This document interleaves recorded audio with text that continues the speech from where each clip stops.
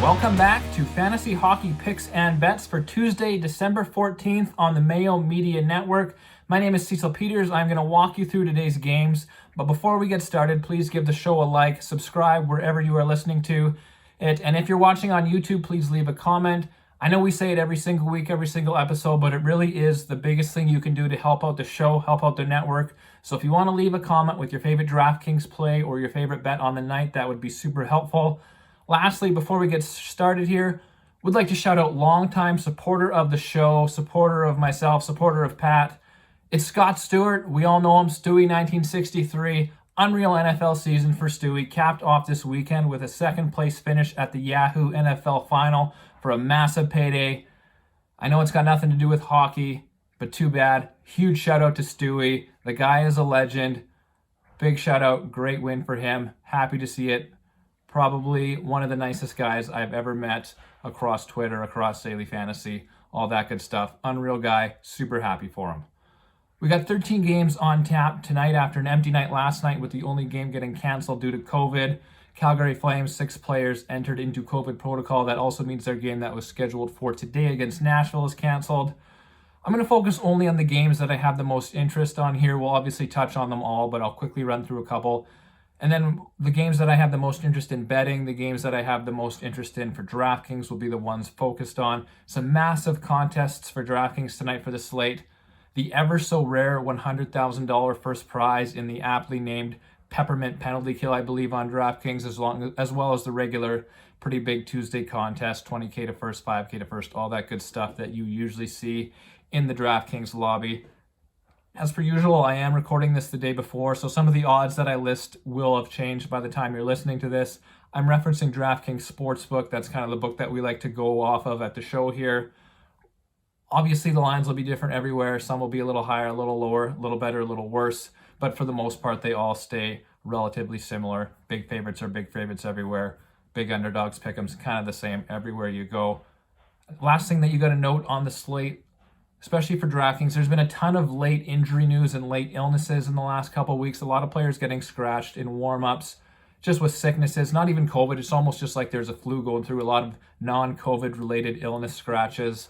So pay attention to that. Definitely, if you got any big money in on DraftKings, such as the Peppermint Penalty Kill, I think it's a $400 entry for that one. So if you got that much money tied up, make sure you are paying attention to see that your players are, in fact, playing that night, because a big old zero is no fun for anybody.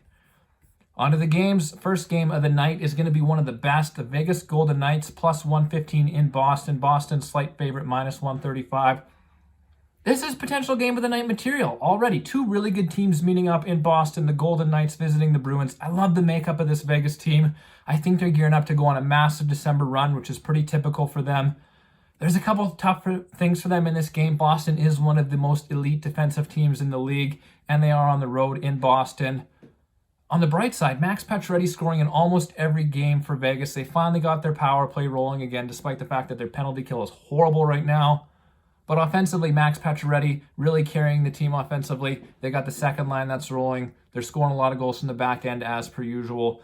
My lean is towards Vegas. They got a top 3 expected goals percentage mark in the league in the last couple of weeks since Pacioretty's been back. Plus 115 is probably enough for me to get there. I do think that, like I said, Boston has really good defense, but their goaltending isn't amazing. It's decent, but it's nothing that'll blow the doors off. So Vegas in this game, as long as they start Robin Lehner. Actually, he hasn't even been that great. So regardless of who Vegas starts in net, I will probably be betting the Vegas Golden Knights. Pacioretty finally over 8K on DraftKings, despite the fact that he should be a top 3 price player on the slate. He's still too cheap. Chandler Stevenson and Mark Stone, his line mates, pretty cheap as well. So that's one of my favorite stacks. Against a tough defensive team in Boston, they won't be super popular. Love to go there. Love Vegas money line. Love the Vegas top line. Next game of the night in Pittsburgh, the Montreal Canadiens visiting the Penguins. Zero interest in this game for me betting-wise. Pittsburgh being such a heavy favorite. Montreal's been horrible lately. Pittsburgh offense should probably be decently popular on DraftKings. Jake Guentzel is out, so that hurts things. Sidney Crosby and Evan Rodriguez have been playing great together. That's about the only thing that interests me here. Same with the next game, not a ton of interest. The New Jersey Devils plus 105 in Philly. New Jersey has a couple COVID issues of their own, most notably the captain Nico Hischier. Philadelphia, clearly a broken team right now, but with a little bit of confidence after a couple wins to end their road trip. Probably see a better effort from the Flyers, minus 125, pretty fair line. Not touching this game, not really interested in DraftKings as well. Next game's actually off the board as I record. It's the Ottawa Senators at Florida. I'm assuming it's off the board because Florida has a little bit of unknown with Alexander Barkov's injury. He's kind of day-to-day and not sure if he'll play. I'm assuming Florida will probably be minus 275 to minus 300 as they should be. I love the Senators' top line of Drake Batherson, Josh Norris, and Brady Tkachuk. Massive game for them last time out. You get them at minuscule ownership in this tough spot against Florida. Florida battling some health issues, like I said. But realistically, they're really tough to beat at home. Florida piles on a ton of goals. They're really expensive on offense, but I do expect them to be pretty popular against an Ottawa team that does give up a lot of chances the other way. No bets for me in this game, though. Minus 300, minus 275 is just too much for me to touch. The next game in Florida is in Tampa Bay. I do have interest in the underdog here. The Los Angeles Kings coming into Tampa. Kings plus 165 here. Los Angeles is a great underdog bet all the time. They don't care who they're playing. They've come into tough buildings and come out with some really big wins. Earlier in the year, they came into Toronto as Toronto was on a huge winning streak, dominated the entire game, big 5-1 win. They did the same thing to Edmonton recently, and they kind of sent Edmonton on a spiral. They've been on a losing streak ever since. They also just ended Minnesota's big, long winning streak. LA doesn't care. Jonathan Quick is playing unreal right now. If he gets the start, I will bet the Los Angeles Kings at plus 165. They have been rotating goalies a bit, so I wouldn't be shocked if Cal Peterson gets a start. In that case, I'm not betting it. But Jonathan Quick in net, I will bet Los Angeles at plus 165. Anyone who subscribes to my premium articles on my website, cecilpeters.com, knows that I love the Los Angeles Kings second line. Victor Arvidsson, Phil Deneau, Alex Iafallo, they get top checking duties at home. They dominate possession even though in those tough matchups. On the road, less of a worry. They don't have the last change, so they're not always being thrown out in the toughest matchups. They dominate games on the road. They take a ton of shots. The only issue is they don't have the best finishing. They take a lot more shots than they get goals. But I love the upside. It's tough against Andrei Vasilevsky, but they're super cheap. Arvidsson's 5K. Everybody else is in the threes. I love that line if you want to get in some higher priced options. Next game, New York Islanders in Detroit. No interest in this game. Islanders minus 125, Detroit plus 105. Fair line, boring game. Nothing really to say about that one. Next game, I'm probably going to bet on the Carolina Hurricanes on the road. They're plus 110 against Minnesota. They've won 4 of 5 on their road trip right now. They now play a Minnesota team that's lost a couple in a row after a big winning streak of their own. Carolina gets reinforcements on the blue line for this game. Tony DeAngelo, Brett Pesce, both back in the lineup. They've actually been out of COVID protocol for a while, but since Carolina was playing in Canada, due to the travel restrictions, they haven't been able to play up. So they've been sitting healthy, waiting, ready to go. Now they're in Minnesota. They're free to play. Really going to help out the back end. Jacob Slavin's not going to have to play 30 minutes again. It's really going to help out the entire team. Minnesota quietly been pretty bad defensive lately. Cam Talbot's been standing on his head, but that's slowly coming back to earth as well. So I love the Hurricanes to pop a few goals in this one. I know that made no sense as I said it. I sound like I'm a complete idiot. Not the first time, not the last time. What I'm trying to say is Carolina is going to score a lot of goals. DraftKings, betting, I love the Hurricanes. Either way you look at it. Hopefully Sebastian Aho's back. He was another one of those late scratches last week with a non-COVID related illness. Hopefully he's back in the lineup. Who knows? Pay attention before lock. Carolina does love to mix and match their lines a ton, so you always have to pay attention with the Hurricanes. Next game's in Winnipeg. Winnipeg, big favorites, minus 270 over the Buffalo Sabres. This is the game I wish wasn't on the slate for DraftKings purposes, because I have to imagine that everybody flocks to Winnipeg here against the horrible Sabres. It makes all the sense in the world.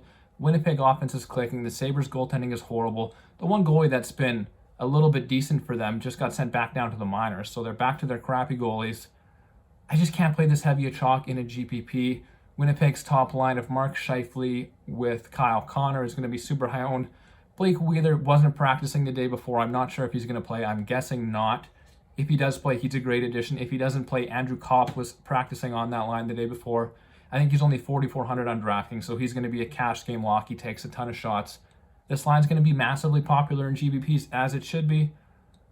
When I'm looking to win $100,000 in a very top-heavy contest, I can't do it, but I can't blame anybody that does. Clearly the best spot of the night. Pretty good price with Andrew Kopp bringing down the price of the line. Kyle Connor's obviously expensive. He's 7,400. Scheifele is 66. Really strong line, really strong matchup at home. It's hard to say anything negative about it other than I'm going to be stubborn and not do it. Next game on the night, St. Louis plus 120 at Dallas minus 145. For me, this is the game. St. Louis plus 120. They're struggling right now. They lost to Anaheim. They're just too injured. They have been getting wins, but they played against Detroit and Montreal, a couple easy opponents. And Dallas is at home now. Dallas struggles on the road. They have all year. Now they're back at home where they're a completely different team. I love them here. I love them on the money line. I love them on DraftKings. The top line with Rupe Hintz, who did miss the last game with, no surprise, non-COVID related illness, late scratch.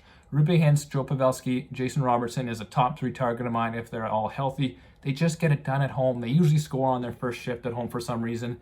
With St. Louis being so injured, they're going to be able to take advantage of the Blues. The Blues have played a lot of hockey lately. Kyrie's injured. I don't think Perron's going to be back. Braden Shen left last game hurt. They still don't have any of their NHL goalies ready to go. I think Justin Falk's still going to be missing on the blue line. St. Louis has quietly been near the bottom of the league in expected goals against the last couple weeks. Part of that is because they did have a couple tough opponents with Tampa Bay and Florida, but they also had a couple really easy opponents with Montreal and Detroit, so that kind of works out in the wash. St. Louis sneakily just a bad defensive team right now with potentially bad goalies. Dallas in prime position here. If that first line is healthy, 100% will be in my DraftKings lineup for the evening. Also betting on the Stars at home minus 145. I think the value is really nice. Love that bet. Made it already. Doesn't matter to me who's in net for the Stars. Rangers plus 170 at Colorado minus 210. Colorado dealing with some injuries as well. Gabriel Landeskog out for a bit. Doesn't really matter. Andrei Burakovsky played on the top line in their last game against Florida. Had a hat trick on that top line. He's still cheap. He's going to be insanely popular. The Rangers are a pretty good team. They've been playing well. But as it has been for the last week, the big news with the Rangers will be Igor Shesterkin in net. Is he ready to go? Is he not? He's been close for what seems like a week. This is the matchup you'd think they'd like to get him back, but I don't know yet if he's going to be in the cage. If he's not, the rest of their goalies just aren't that strong. Georgiev's been playing okay, but not amazing hockey. That top line of Colorado projects to be one of the highest owned on the slate, as they should be. Burakovsky bringing down the price of the line is nice for them. That's just a really good option. It's going to be hard to see them not scoring a couple times here. But if if Shesterkin's in net, changes things up a little bit. As far as betting the game, minus 210, too much for me. And I can't do the bet on the Rangers without knowing the goalie situation. Next game is in Edmonton. Toronto minus 130, Edmonton plus 110. Another one of the top games of the night. Maple Leafs coming into Edmonton on a pretty hot streak right now. The Oilers slumping. Toronto's a solid team basically in every way, so beating them will take quite a performance for the Edmonton offense. Edmonton below average defensively, so I like taking advantage of that with the Toronto offense. On the other side, McDavid, Draisaitl, shockingly, not the highest priced players on the slate. Austin Matthews, Nathan McKinnon are both more expensive than them. Mikko Rantanen, the same price as Draisaitl. So I'm not going to play the Oilers here, but I can't blame anyone for taking a shot at the Oilers while they're not insanely expensive.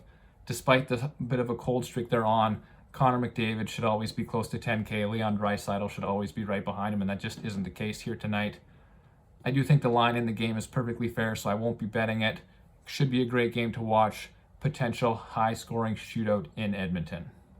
The next game on the night is in Vancouver, one of the two later games on the slate. The Columbus Blue Jackets plus 125, Vancouver minus 145 on the money line. I hate to say it because I love the Blue Jackets. Made a lot of money on them earlier in the year, but that's kind of wearing off. This is a really nice spot for the Vancouver Canucks. Columbus gives up a ton of chances, especially on the road. Vancouver's undefeated in 4 games since hiring Bruce Boudreau. If Vancouver starts Thatcher Demko in net, I will happily bet this at minus 145. Brock Besser's probably my top target on the Canucks. His line with JT Miller and Tanner Pearson has been taking a ton of shots. They play together on their power play, so they're a nice target for me against a Columbus team that gives up a lot of shots, especially on the road. Elias Pettersson's another good option for the Canucks. He's starting to play better. He's still too cheap on DraftKings. These Canucks players, I don't love the way they've shuffled the lines up, but it's working for them, so I don't expect them to break it up. So maybe target a power play. Put Pettersson with Connor Garland. They're on the second line for Vancouver right now. Another nice duo. Lots of good options on Vancouver. They're all really cheap. It's just kind of hard to pick with how spread out their offense is right now.